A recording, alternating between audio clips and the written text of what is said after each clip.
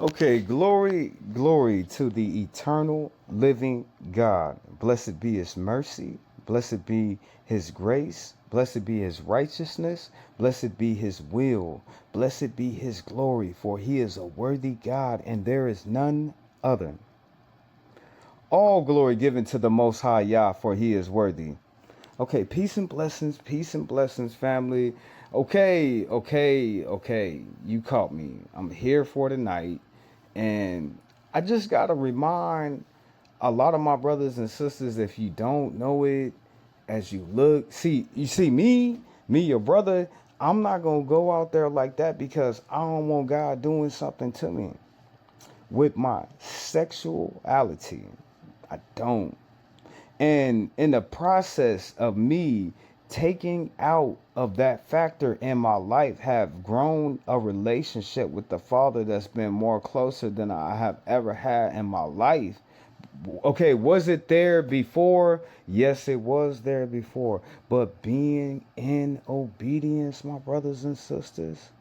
Now, other people, they play Russian roulette with their sex with other people all day long.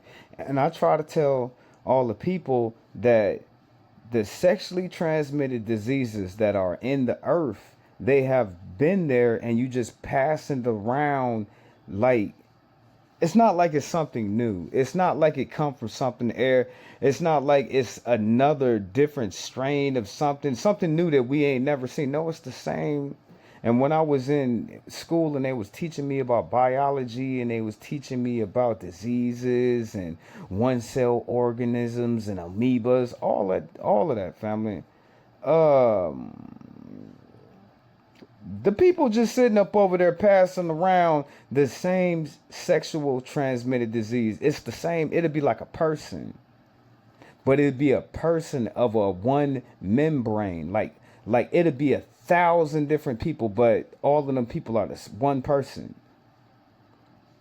And that person is hella old now because these people have been passing around these same sexually transmitted diseases for centuries. So you look at me, I'm more scared of God because I know what God will do to you if you don't change your life up for him. And well, okay, now you changing your life up for him, but he has already sown things in the earth that affect you if you don't do it his way. So I'm winning no matter what. But the other people, they gotta find out that they got a sexually transmitted disease. It's bad out here. You know what I'm saying? It's bad. Is it the curse physical or is it the curse spiritual? I'm more worried about the spiritual curse because he'll do some big things to you if you can't get your sexuality in order. Off the top, I have told you, just by purifying yourself, you're going to grow a greater relationship with God unlike you never had before. Why is that for, Jehoshaphat? Because when you were in a relationship, you worrying about that person and God.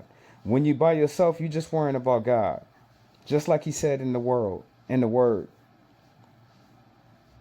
what he said. You know what I'm saying? He said, hey, when you be all by yourself, I really can pour my time into you. I could really spend some time with you and get to know you and tell you how I love you, child. Show you how I've been blessing you all your life, doing all these great things. Now you acknowledge me. Now you try to be respectful. Now you try to say my name. Now you try to do things that you know and how I would do. Me working through you. For all the works of God is done through man. So yes, family, indeed. Or is it the fact that they get cursed in the spiritual, then it happens in the physical through whatever he does to you? Nah, I can't even play like that, family. I am not a eunuch for the kingdom of God. I am not, family. Do you know what a eunuch is? I am not some monk sitting in some Buddhist Zen temple in the mountains 74 kilometers all the way up in the air in the mountains. We don't even get no Wi-Fi. No, family. I just want to be respectful to him. Now let's go ahead and get into this. Family, what the hell is trichonitis? Anitis, what did he say? You know what I'm saying? What is trick? Now, me personally, I would tell all my younger brothers that a man is made for a woman just like a woman is made for a man. I can't back down on that. That's what it is. But anytime that a man do something like that with another man, he's going to be cursed. God is going to give him a disease. He's going to give him something. And you might say, well, men were doing that all throughout time. Well, men all throughout time were getting sicknesses and diseases and ailments, infirmities placed on their body for their actions of not wanting to be correct to the Most High God. So go ahead.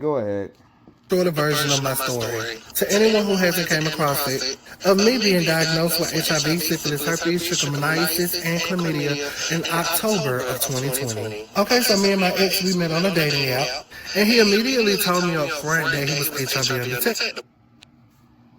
Already off the top, the only way you can get out of having any sexually transmitted diseases on the partner that you choose. Only sex is between a man and a woman. It's the only way a person can procreate and actually have a human being that I know of. You know what I'm saying? That's the only way, you know what I'm saying, a person can actually have a baby and the baby be born. How else is people made? So I wouldn't suggest what this brother been doing, because he already thrown himself in the box by not wanting to be with a woman. Give me HIV part 15. So once that sentencing hearing was over with, he was sent to prison, and he was sentenced to 5 years. Now, remember I told you guys that he was... Oh, I'm sorry, family. She's up to part 15. Thank you, sister, for coming with us today to explain. And we're going to give you a little bit of time. So bless your heart, and thank you for coming in today. What's going on? Charged not only in Florida, but also he was charged in South Carolina. There's a thing called double jeopardy. You can't be charged for the same crime for the same person in multiple places. So it was a thing of, is Florida going to charge him or South Carolina? South Carolina has a $5,000 fine plus 10 years in prison. But Florida was the one who jumped on it. They extradited him back to Florida, and that's how he got sentenced in Florida. So he ended up ultimately spending 4.5 years in prison.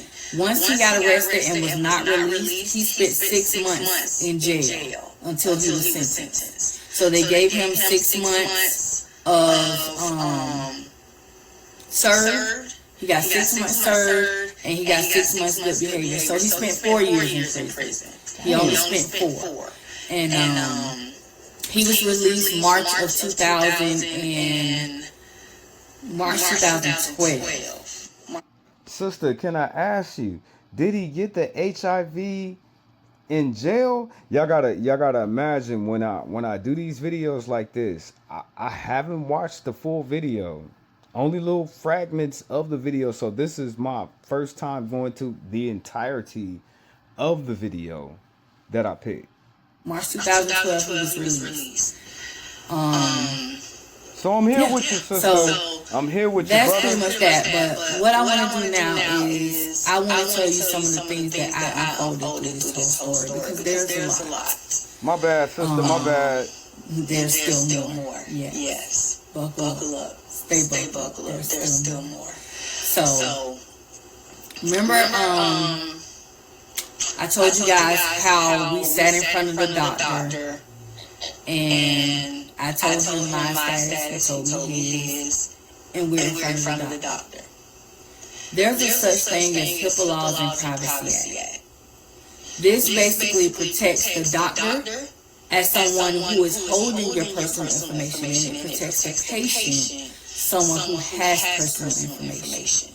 So unless you give a doctor or someone permission who has taken the Hippocratic oath, by law, they cannot disclose any of your personal information without your consent. So when we go to doctor's offices or certain places where we have to sign third-party disclosures, sometimes they'll ask you to list someone on there who you'd like us to be able to communicate. They're the only ones that'll let you come up over there and pick up them pills if you own that list. Ain't it true? Communicate with. And that is where you would put, I say typically, a parent or a spouse or a child. Someone who can make a decision or can get information if you're not able to. So, by he and I not being married, I was not on his medical information or anything, and he was not on mine. But y'all went up there As someone who was entering into a union with someone, that I was at a point where, of course, if I am about to marry him, I trust him. Damn, So I didn't think anything of it when we're saying we're going to sit in front of the doctor and tell each other what is going on, because come on, who's going to lie in front of a doctor? Like, who, like, that's messed up. You know what I'm saying? She was willing before, from what it, I don't know the whole story like that, but from what the sister is saying, she don't even look like she would bear anything like that will be hanging as fruit from her tree, from her vine. So she don't, to me, family, to me, she don't look like she lying. So when she's sitting there telling you that she didn't have HIV and the doctor said this and the doctor said that and her man didn't want to say this, she's probably telling the truth. I guess that was my thought process then, because now I know anybody will lie in front of the doctor, but I think then my thought process was, who in the heck would lie in front of the doctor? You know. So I didn't see a problem with us making that decision to disclose in that way. So here's what really happened on that day when we got tested. I'm in my room getting tested. He's in the other room, and I'm thinking he's getting tested. The reality is, the doctor is telling him, as his doctor, and he's the doctor's patient, listen, you know that you're HIV positive. Would you like for me as your doctor to sit with you and we tell her together, or would you like to tell her yourself? This is an option that the doctors have to, in a way, give the patient. They can't just forcefully make them do anything. So he gave him the options. Because a person's life is in danger. From what she's saying, it makes me think about a trans man. Okay, he a man, but he converted himself into being a woman. It doesn't change the fact that he's still a man. And him divulging that bit of information should be given to the other party, that other man. You know what I'm saying? He should know that you just can't, I did all these things to my body. Now I look like a woman. Now I can go out here in the world and sit up there and trick men, because that's how I feel. Want to tell her, or would you like for me to tell her for you? He reassured the doctor, I'll tell her. I'm going to make sure she, I tell her. Like, and this is not a new doctor to him. This is a doctor who's had for years. So this doctor is trusting, okay, I know this man. He comes to my clinic, he comes to my office all the time. I know him. So he's trusting that he's going to do the right thing. And we know now he didn't. How did I find out that's what happened? So during the investigation, because I gave them everything. I gave them medical records. I gave them anybody I spoke to about through this whole ordeal. So they were able to reach out to the doctor. Now she got and the doctor explained and told them what I just told you guys of what happened in that room with them too. Because now he's basically subpoenaed to the detectives and obligated to the detectives to give this information.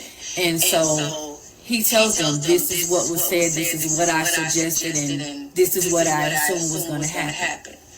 And so the doctor was devastated. I know that we want to blame the doctor. But because I already worked in the medical field, I knew I could not place blame on that doctor in any way. I would have loved for that doctor to break his oath, but then also.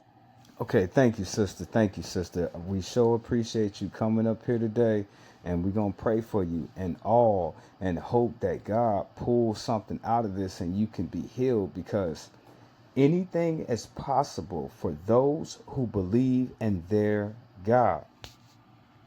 Should you tell somebody that you have herpes? First and foremost, you do not have to tell anybody that you have herpes on the first. What? You ain't got to tell them something like that, lady? I can't. Hold up. You see how cold and how evil these people is? Well, some of them. I can't put the finger on everybody. But if you have something like that, that's just like them people that be hovering around little children, babies, and they know damn well that 90% of all people have cold sores, and they'll try to put their lips on that baby. This is how evil people are. They have something, then they want to give it to you. They just can't keep it their damn self. First date, you don't have to tell anybody that you have herpes on the second date. You don't have to tell anybody that you have herpes on the third, fourth, fifth, sixth, seventh, or eighth date. The only time When you got to tell them you have herpes, lady? I feel like it's necessary that you tell somebody that you have herpes is if you know, in fact, that you want to be intimate with this person. Okay, You don't know that the first date, or maybe you do. If you do want to be intimate with the person in the first date, then by all means, go ahead and shoot. But if we're just talking about... Is you going to tell them that you have herpes on the first date? Just like you said, you want to get into some kissing, and you want to give somebody a flower on their lip that'll always blossom. That's not good, lady. You just lost a whole 10 points. Dating. You're trying to get to know somebody in a dating process. You're trying to see if your goals and your values and your personality are compatible. Are you guys in alignment? Are there qualities that you see? I'm pretty sure he know you got herpes. He ain't gonna be in alignment with you. It's not gonna be no qualities. You ain't gotta worry about him falling in love if he knew what was gonna grow off your lips.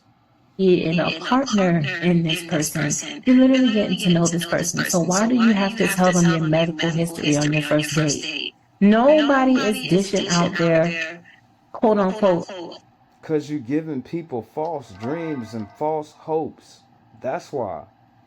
Flaws on their first date. No one's telling you that their credit score is effed up on their first date. No one's telling you that they have an overbearing child's mother or child's father on their first. Sexually transmitted diseases is different. It is not the same. You know what I'm saying? You can't compare a person having chlamydia with a person that can't pay their traffic ticket. That's not even in the same realm. You can't put those things together like that. You know what I'm saying? That don't even make no sense. This person has HIV, but this person has high blood pressure. That's not the same. You know what I'm saying? You can't put those same things in it. You know what I'm saying? First date. No one's telling you if they have diabetes on their first date. Maybe they are, but no one is dishing out the unpretty parts of themselves. Okay, thank you, sister. Thank you, sister. Thank you for coming out. God bless your heart. God bless your soul. Hopefully he'll make you understand that you need to mess with somebody that has the same thing that you have, because it's not fair to put that on somebody else. But thank you for coming out for tonight. Now, before I let our sister talk, I don't know what she's going to say, but I still picked the video because I want to hear what she's saying. I would just say, what's wrong with celibacy? What's wrong with abstinence? What is wrong with that? You know what I'm saying? A lot of people, they be like, oh, Jehoshaphat, I gotta have sex. I've been having sex for 20 years with all these women, and I'm a whoremonger, and I'll be out here making sluts, and I'll be doing all of this stuff. See, that's disrespectful to God. You have to get your sex in order. You can only have sex with your husband or your wives. Only. Can you respect God on that level? So he can be with you, so he can clean you up and make you right and set you straight, be walking with you every day like it's little sunshine. Can you please do that, please? Get your sex in order for these kids. I already know that people make mistakes, but do you have to keep on making them? HIV is being passed around like candy from your grandma's purse in church. Y'all listen. It's a lady by the name of Lady Bird on Facebook. She has been telling her story for years now, and I believe since 2008. Not sure, don't quote me on the time.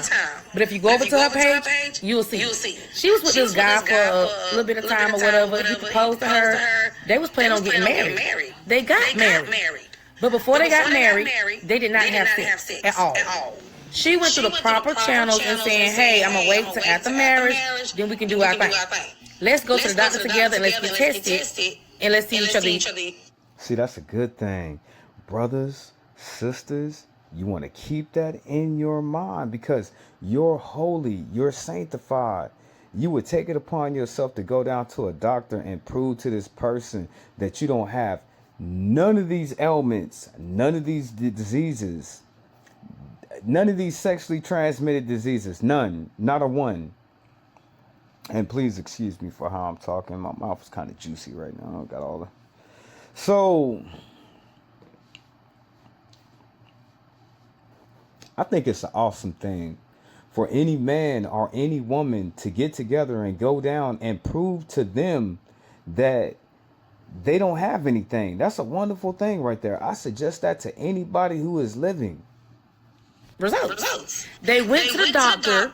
I'm not sure what went on when they went to the doctor, but they got their results. Hers were negative for HIV.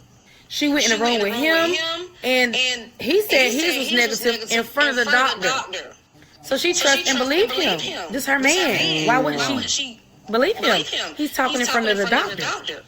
Later on, they went to a mom's house, his mom's house. Hold on. Some kind of event was going on. You know what I'm saying? Your brother Israel. Okay, we was at part 15. Okay, let's go back to part 1. You know what I'm saying? What happened? HIV part 1. So I was actually a little leery about doing this. Not because I didn't want to like share this information or... It's okay. I mean, it's kind of really out there. Probably we need to know. Please. For the simple fact that, you know, old girl just did a whole 50 parts. And I'm like, bruh, it was good, you know. Definitely had me for a whole day. And, you know, people were messaging me and was like, I feel like you need to do this. Why haven't you already done this? You know, so people want a story time. So I guess I'm going to go ahead and give you a story time in depth, I guess. I came out here to the car only because you guys do know me. I have kids. And yes, I do talk about HIV and things around my kids and some of the stuff I've been through. However, I kind of wanted this to be a little more intimate. I didn't want to have a lot of chaos and craziness going on. They're settled. You know, doing what they're doing. So I said, let me go ahead and just come out here and get this started. So here we go.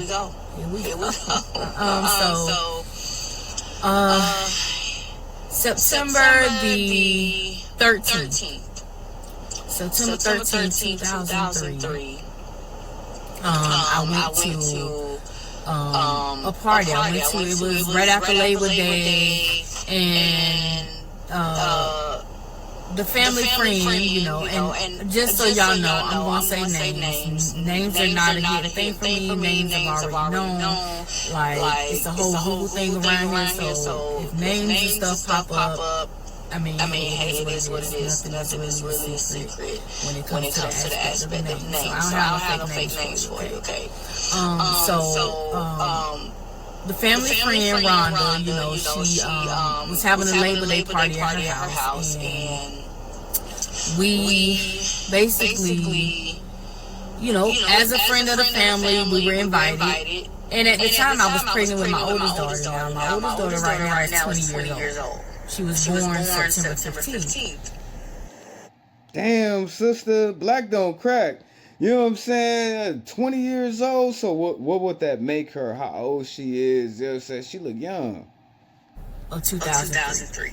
So again, here it is, September 13th, 2003. I'm pregnant pretty much in my ninth month, and we're over here now. Pretty much nobody really had never met Rhonda's son because he lived in a different state. He lived in South Carolina. We're here in Florida, in Jacksonville, Florida. And so, you know, she introduces him to everybody that comes. So this is my first time meeting him.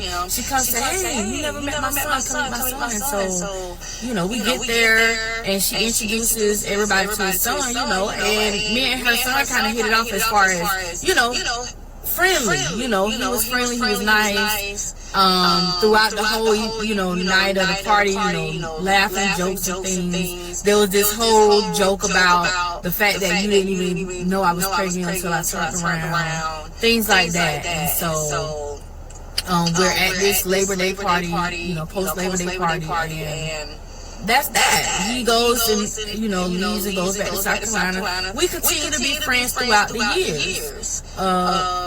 So that was how I was introduced to him. I met him, you know, and that was that. We became friends, we stayed friends, we would communicate throughout the years. And 2 years ago, and you know, we were just still having this communication whenever he would come back and forth to Jacksonville to see his mom, which was very rare.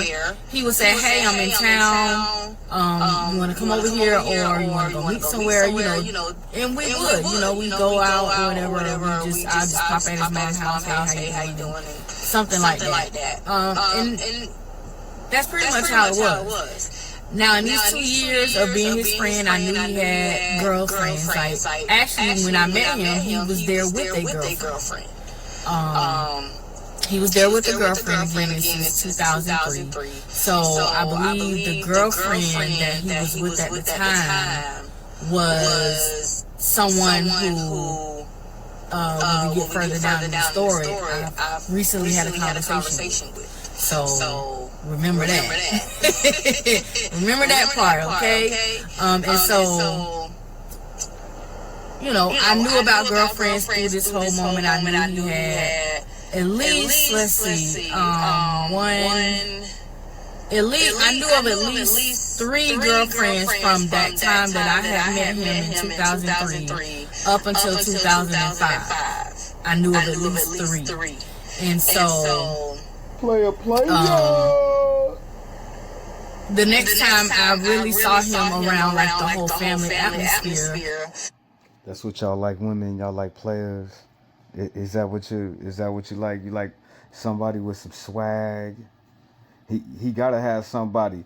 Do you know how many men are out in the world and they just ain't got nobody? If you could only imagine, if you could only take your time, if you could only just say something. Was in that, you know, around that 2005 era, you know, something happened again, big family event gathering, and I want to say, don't quote me on this, but I want to say it was something that had to do with his mom getting married. Now, full context, because, I mean, a lot of people know this because I've explained it a lot of other places, but how is his mom a family friend? So, his mother was a family friend because she ended up being the girlfriend. Oh, brothers, I'm sorry. Stay with me, brothers. You know what I'm saying? All the men, stay with me. You know what I'm saying? Just stay with me. Calm down, cool out. It's all right. We here. You know what I'm saying? The women, the sisters, they there. They listening. They be like, Jehosa, why you break up? I was listening what she was talking about. Brothers, please, stand here. Stand with me tonight. Stand here. Don't go away. You know what I'm saying? This Jehosa, this is so damn boring. Oh, Jehosa, why she just can't say it? Why she just can't talk? Come on, brother. To my mother's first cousin.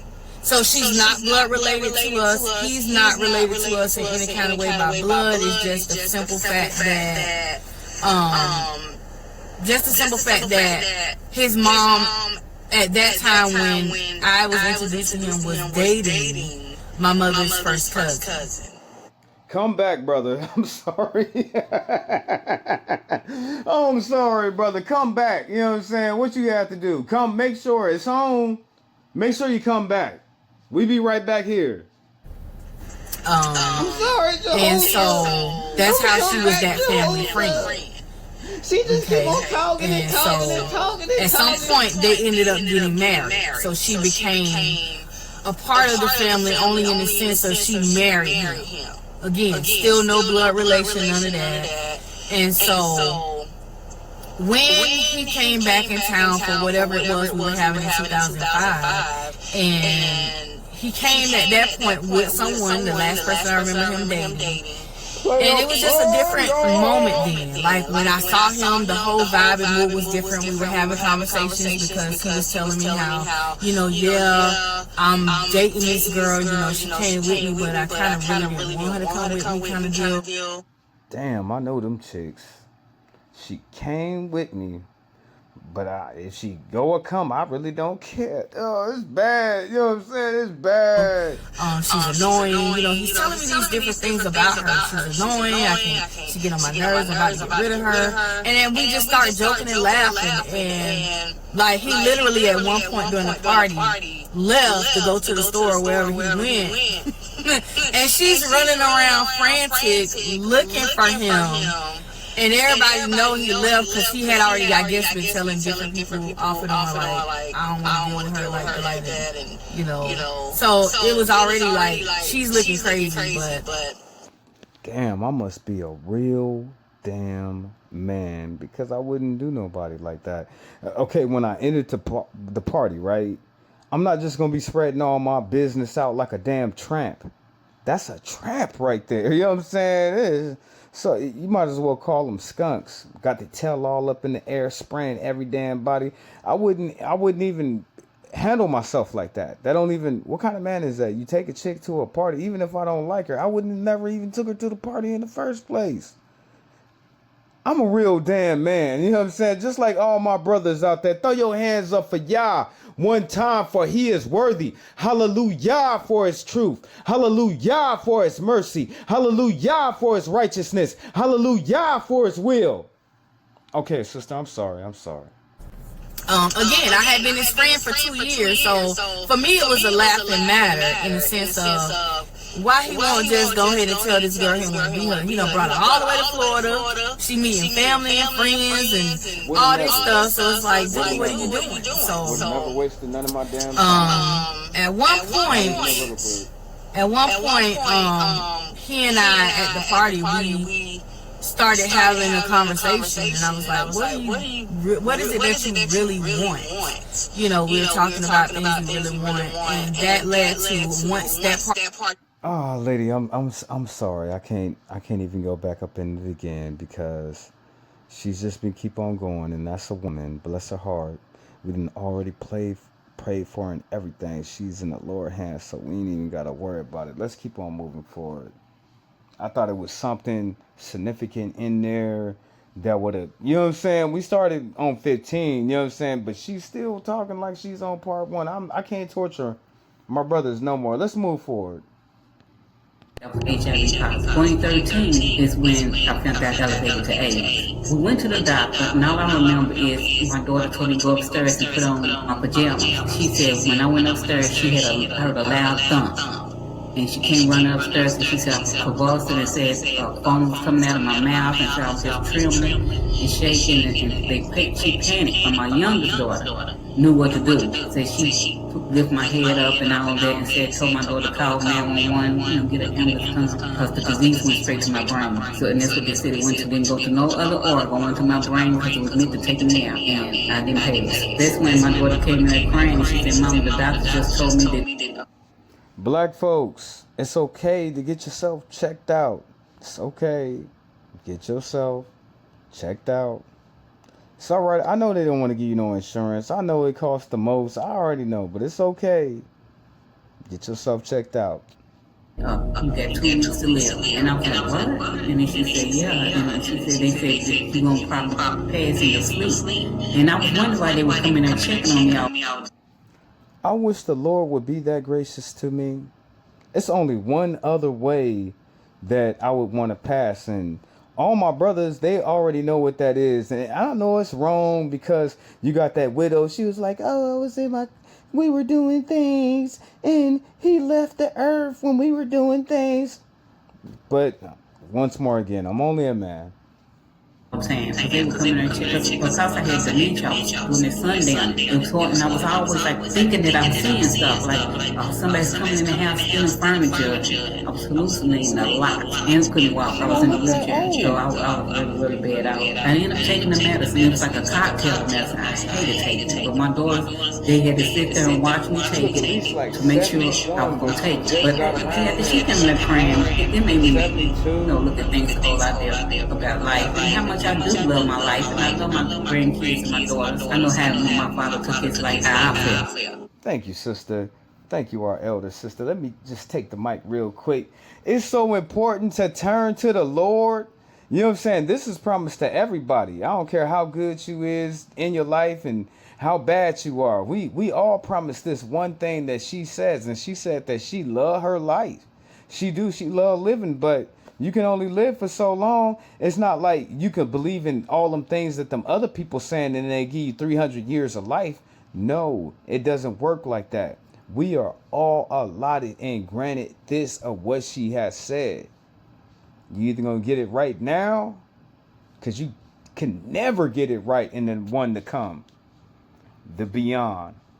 She was happy when I went over there because I knew I needed it. I know I needed 100%. And the Lord spoke to me and said, you need to forgive yourself. You forgave him, you need to forgive yourself. Because I was mad at myself too. Like, why did you make this stupid mistake? When I met this man online, I had written my first verse and I was promoting it like on some social media. He reached out to me. He said, I see you did this book and stuff, and he started talking to me about God. We started talking, we started conversing like every single day, giving each other our telephone numbers and called me on my lunch break to work, telling me then after months he would tell me he fell in love with me. So he was a manipulator. He was like really grooming me. After like 9 months, he wanted us to meet face to face. He was okay. Like we met and he was okay. He took me to like a jazz restaurant and stuff, and took me to the zoo. We went to the zoo. So we had a good time going to eat. And that Sunday, he was like, I love you and I want to marry you. And I'm saying to myself, if you want to marry me, you would have came with a ring. He kept begging me. And I was first I kept saying no. And I kept telling him no. And he was like, I don't know when we gonna see each other. And I went ahead. I said, you have to put on a condom. He acted like he put on a condom, but I just really didn't pay him no attention because when he got done, he was turning up a paper and everything. But I wasn't feeling well, and I never knew why I wasn't feeling well. And one day I was driving, and that's when I knew something was wrong. So I went to this lady doctor, and she said, well, your symptoms are HIV. And I was like, man, I'm not knowing what the symptoms are. So I was like, no, I don't know where I can have HIV because I didn't know it could stay in your body up to 10 years. But me, of course, I'm going to be the one who stays up in their body 10 years. She asked me, she said, can I test you for HIV? And I said, sure, I know it's going to come back negative. Because I was sure of myself I didn't have that. She came out and she said, you tested positive. And I was shocked. And I was saying, how the heck did I get this? You know, everything was going through my mind. And I said, no, I ain't got this. I'm going to get a second diagnosis. Please, my brothers and sisters, look at your body as a temple. Something that's a treasure. You know what I'm saying? Because that's how God is looking at you. Like, you could be a treasure to him if you take it upon yourself to be a temple for him. But at the same time, these people want to play games with all of this sex. And they'll have something and they'll give it to you. It won't even care, tear down your whole damn life, give you something that'll be a buddy that'll be with you forever. So it is very important how you go about this. I'm not your brother that's sitting up over here telling you to practice sex with condoms. I don't care what type of thing that you think that you're going to use to not have a baby or get a disease. That's not good. I want my brothers and sisters choosing good men and good women that are of the good quality of nature, that would never portray them in that fashion. Please, my brothers and sisters, please. It's very important for you to have a clean house, which is your temple. You